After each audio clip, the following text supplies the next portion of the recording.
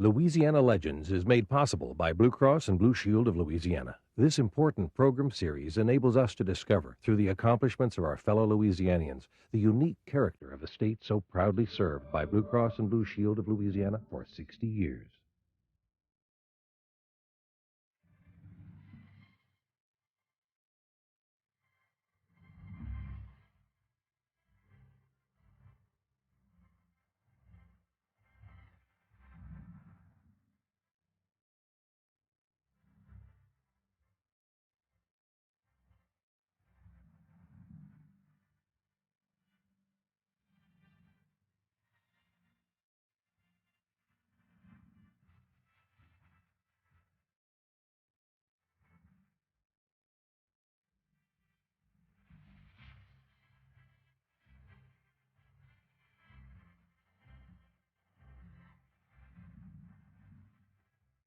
I'm with the great Louisiana artist, Robert Rucker.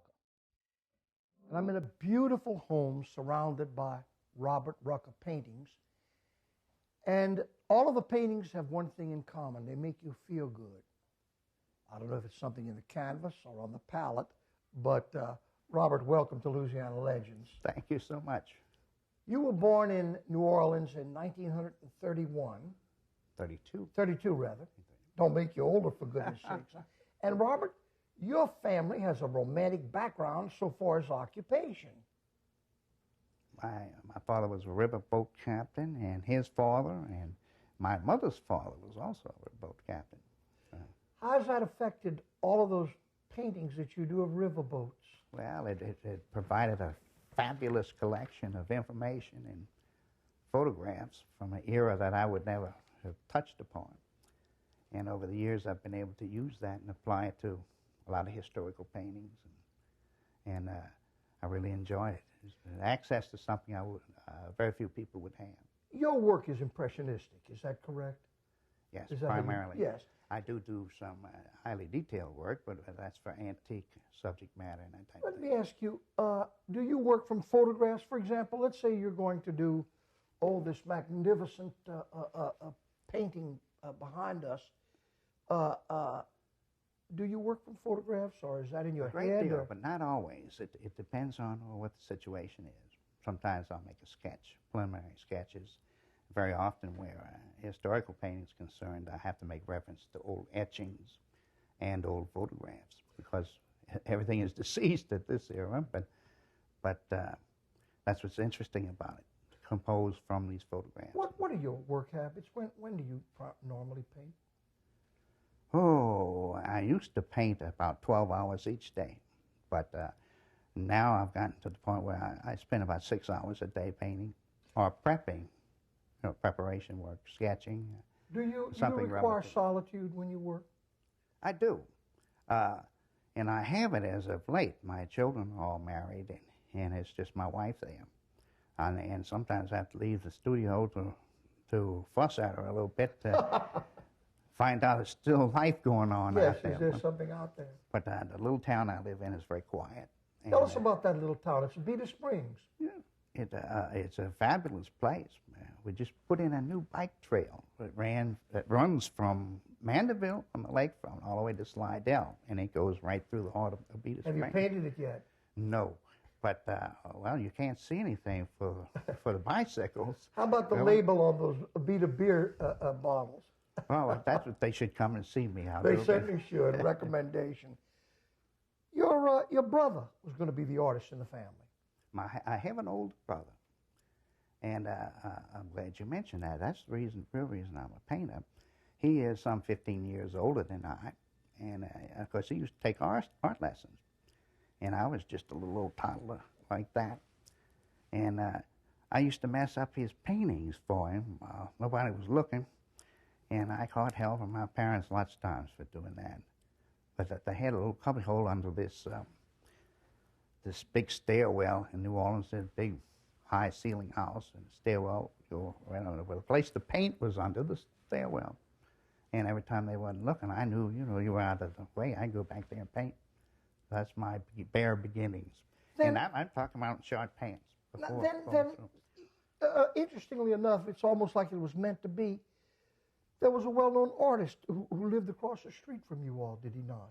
A man named Newt Hellner. Yeah, I had my mother opened an experimental gallery in the Quarter many years ago, in 1947, 48, and I was lucky enough to have the gallery across the street from Newt Hellner, and enjoyed working with him for a while. Did he teach you some?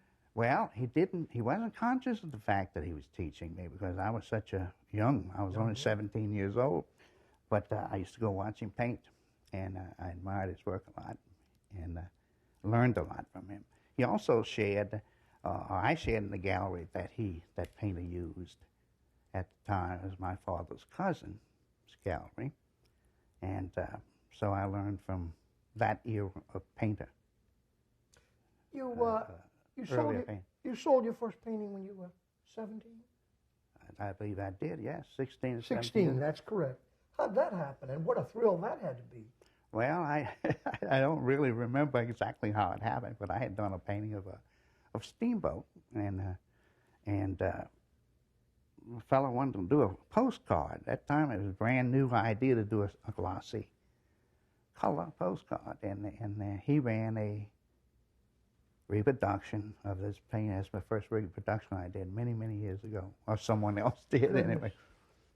So life was going along pretty good. You were a happy kid, and you had something that you loved doing and painting. And then something happened that could have, well, ended your life, could have embittered you beyond imagination. And it did neither of those things, but it had an effect. You caught polio. I did that about 6 months later after we opened that gallery. And that started me in a long recuperation period and formal training in art. So it's always been a blessing more than anything else for me, really. Did you ever, in the dark of night, and I've got to ask this because so many people have problems, and it seems to go with the living condition.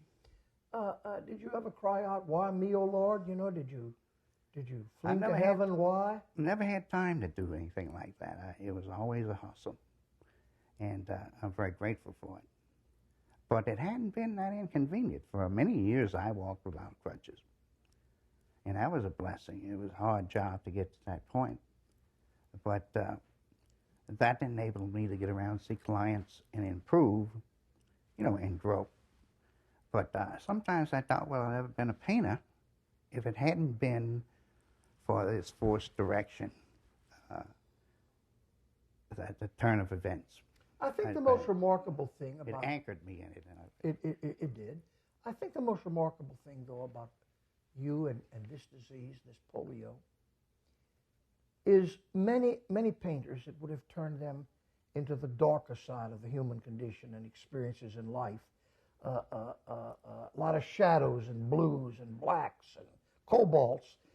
Your work is bursting with happiness and vitality Thank you and very life. much. That's the idea, total idea, regardless of subject matter, to make something that is appealing to everybody and will express the ideas that I'm trying to express.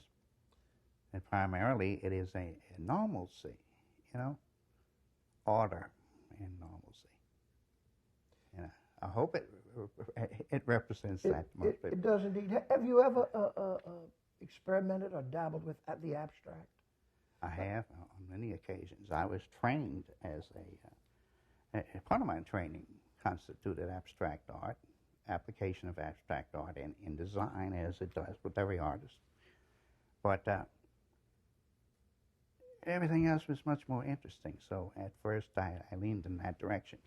My work today is getting more and more looser, and I can go in that direction. I feel whenever I'm moved to do so, and I'm glad I have the training to go in both directions. Do you paint from inspiration, or, oh goodness, somebody wants to buy a Robert Rucker of a steamboat, I better go paint Well, for one? many years when I was young and starving, I painted because somebody wanted to rob Way to make a living, yeah. But I paint more or less what I wish today. The primary difference in business today and 20 years ago is that the style is for an artist to do his work on consignment, more or less. so to speak. And so you do your own idea, and those paintings apart. Whereas before 20 years ago, a lot of the galleries were buying all of our artists they could produce. And most artists still wouldn't do everything they asked for. They would ask for a lot of things that you were happy to do for them. And prints really opened it up, huh? Yeah. For the artist, did it not? But the era changed into a very rapid growing reproduction industry, which is a entirely different business, really, in reality, than selling originals. So we contracted out to other people to do the prints, and they handled it. So we more or less are out of that business and concentrating on originals now. So I can paint what I want and be free. And if you like it, fine. If you don't like it, I'll try harder. But you know. You know, it's so interesting, and I don't know if you're aware of this, but a moment ago when you talked about I get to paint, so your eyes light up like somebody's holding a great big flashlight in them or back of them. I don't know whether I'm stupid or what, but to me it's always been a privilege to paint, and I don't know any other way. I really am a person who I don't think that I could qualify to dig your ditch or sweep your floor. I am strictly a painter. What do you think you'd have done if you hadn't been a painter? God only knows. Probably I would have tried to do something on the river, follow the footsteps of my. But how could I have done that as a handicap? So you see, that's what I mean why I think I'm blessed in the way that things turned out. It kind of anchored me. You're certainly not handicapped in possessing a vision, which most of us do not possess. And then you take it one step further. Not only do you have this vision, but you have this incredible talent to bring this vision alive for someone else. That's quite an accomplishment.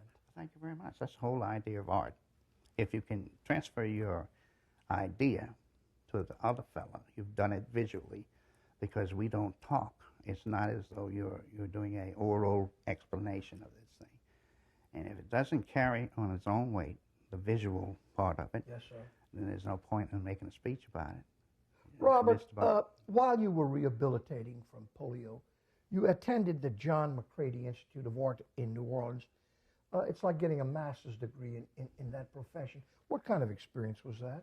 At one time, he was one of the top 10 or 12 artists in America, was he not? He was indeed one of the original painters of the United States. And he held the Guggenheim Fellowship and just about every honor you can think of. He was a graduate of Mississippi State University, and but he lived his life in New Orleans. And a lot of really fine painters came out of that school. Roland Golden and Alan Flatman and many more. So that was kind of a center of... It was a very fine school, and I was privileged to take part in it because that was the last era of the old style of teaching, where you would do things a little different than what you do now in a university. You still get very fine preparation. But what was the we quarter had like? easel hours, a lot of easel hours. What was the quarter like in those days for a young artist? Rocking and roll, was it the bohemian existence? Well, I had a mother, and she would let me rock and roll down Royal Street, but she wouldn't rock and roll down Bourbon. That was different. Unless I snuck down there. But that was quite an experience. Well, was it the bohemian existence? I remember we went down there. My mother opened this gallery so as to experiment. I was going to take off, not going back to school that year, and I was going to paint. And she said, well, all right, you go ahead and do that. We'll try that. If you're sure that's what you want to do, we'll concentrate on it. We'll go to some art school. But I didn't get a chance to really make I think we did get into the winter, so I had permission. At 16, I was going to not attend school. But it didn't work out that way. She sounds like a remarkable lady. Well, she was very proud of what I was doing, and she really pushed me pretty well in the right direction. How about your dad? What did he think of your painting? I think he was pleased. My dad was mostly riverman, and the era didn't call for an artist. That was the least thing that you would probably want to, young man be interested in. But I think they had enough foresight to see that, there was a possibility there. Maybe they had an eye for talent. So it worked out very well. I'm very grateful for my parents. Now, Robert, you worked as a medical artist at Tulane. I did. For a brief period of time, I did medical drawings and medical charts down at the university at Tulane and on a special grant. And I learned a lot from that. And I'll never forget that experience. I must ask you this. You and I look at an apple.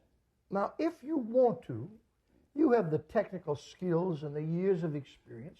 You can reproduce that apple on a canvas so that it looks so real, I can walk up and feel that I can reach it and take a bite.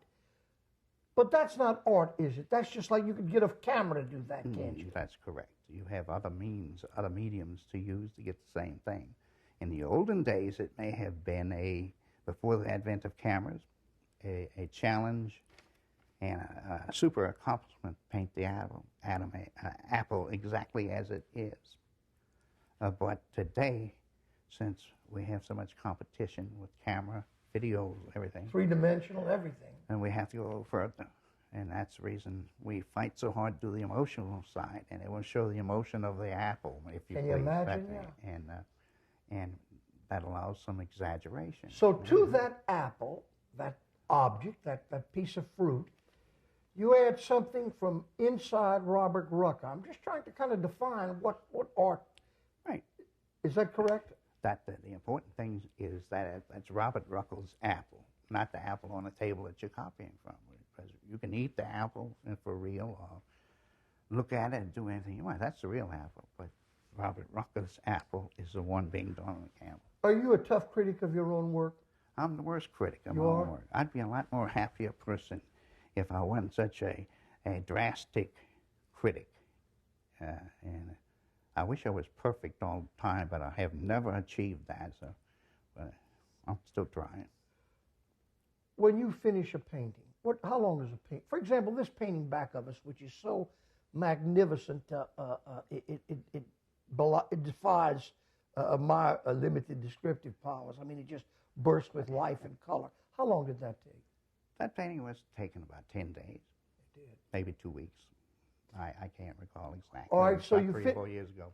You finish something like that, and do you judge it then, or do you go back and look at it later and say, I succeeded or I did not succeed? Well, I do it in 3 stages. I judge the drawing first, and if I'm not pleased with it, it doesn't qualify to get the paint on it. I see. And then I judge it while I'm doing it, and then in the final analysis, whether it did what I thought it should do from my expertise, which doesn't always work. I have to always go back sometimes and do it over. You can touch it up, can't you? I can touch it up. I can scrape it off. I can tear it up when nobody's looking and start over. And I'm going to come out in the end. It may take forever, but Do you have anything that you've been working on for years, trying to achieve perfection? I never had that privilege up until recently. I see. So we've been trying to restructure the work business so that I can strictly concentrate on doing these things that are speculative and my own idea.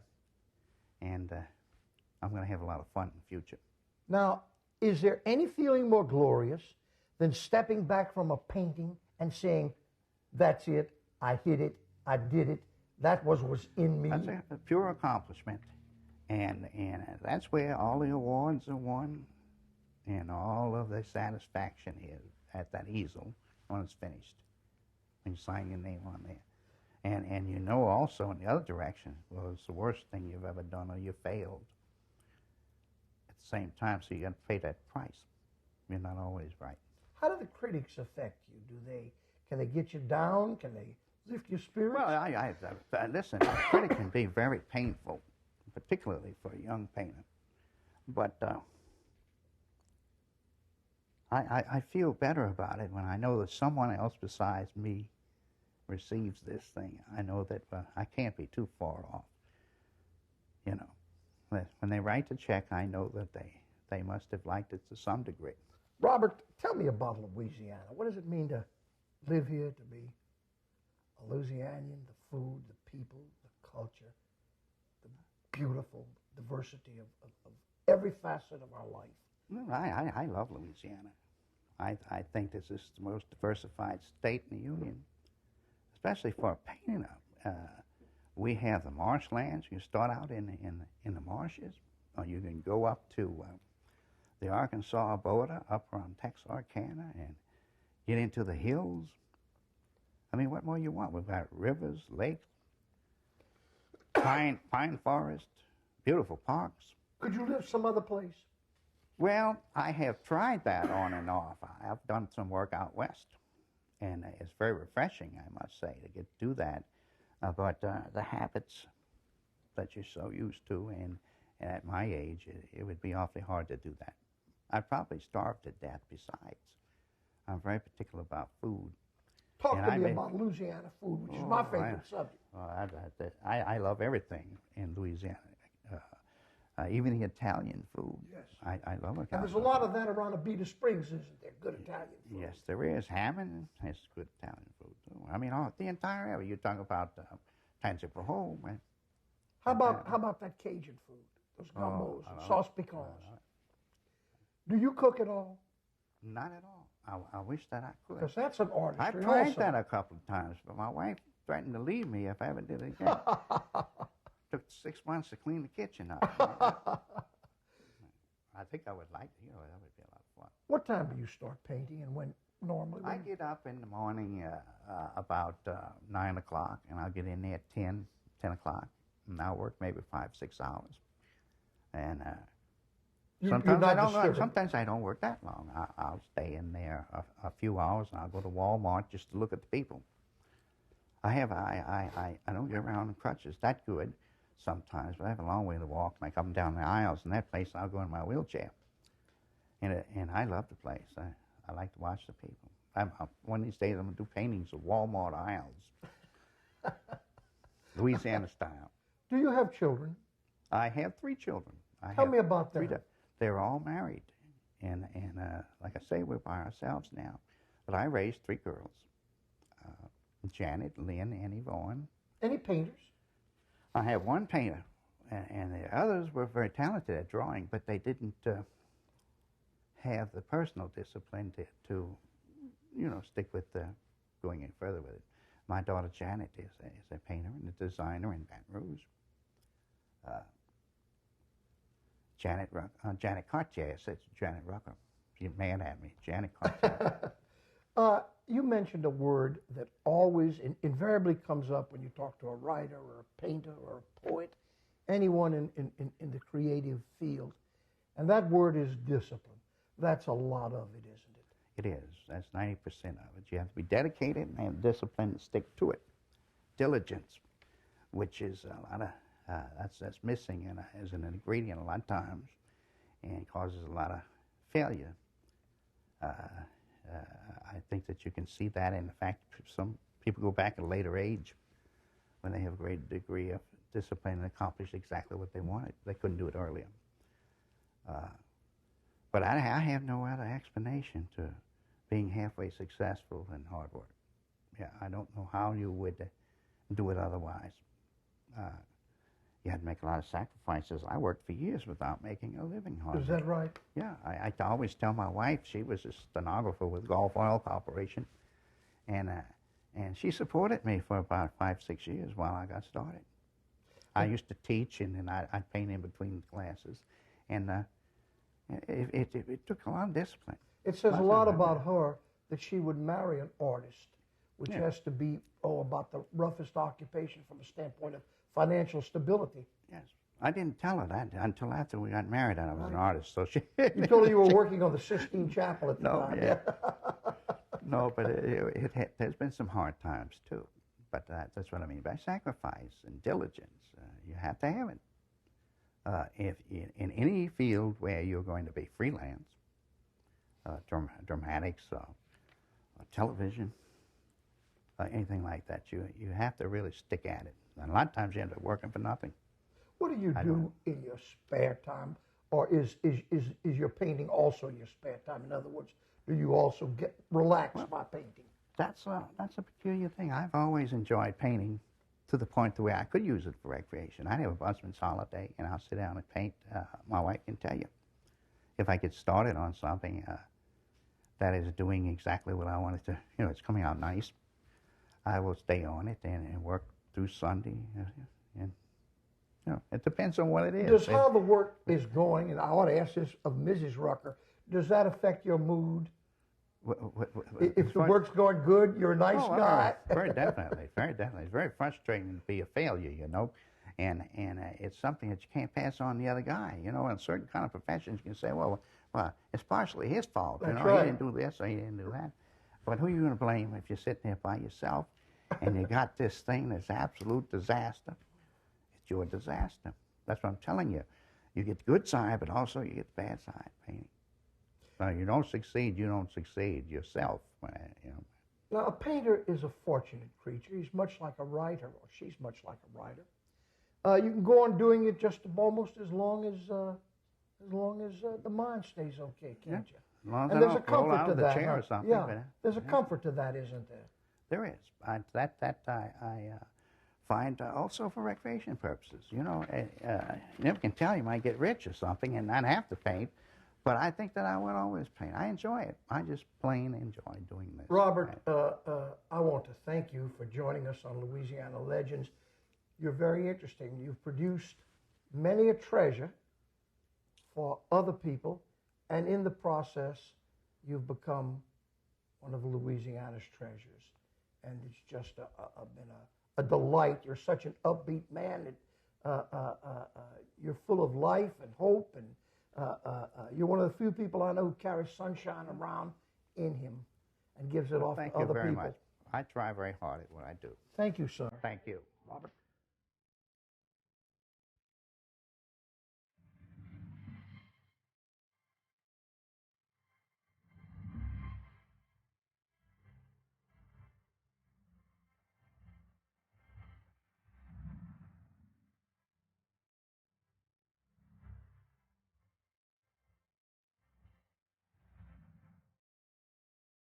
Louisiana Legends is made possible by Blue Cross and Blue Shield of Louisiana. This important program series enables us to discover, through the accomplishments of our fellow Louisianians, the unique character of a state so proudly served by Blue Cross and Blue Shield of Louisiana for 60 years.